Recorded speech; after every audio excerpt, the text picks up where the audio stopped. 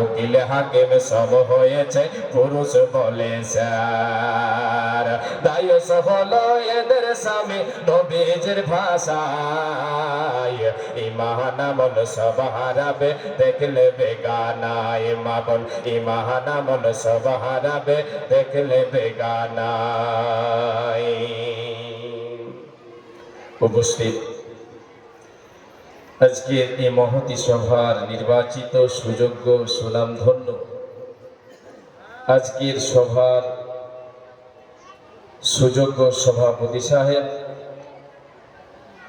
ওই স্টেজে বসে থাকা উলামায়ে দ্বীন, সামনে বসে থাকা দিনদার ইমানদার কোরআন এবং হাদিসের কর্ণধর আল্লাহ এবং আল্লাহর রসুলের প্রেমিক ভাই ও বাবাজানিরা, পর্দার অন্তরালে পর্দাশীলা সুচরিত্রা সলেহা কানেতা মা ও ভগ্নীগণ, সর্বাগ্রী সে আল্লাহ তাবারক ওয়া তাআলার প্রশংসা জ্ঞাপন করি যে আল্লাহ তাবারক ওয়া তাআলা আমাদিগকে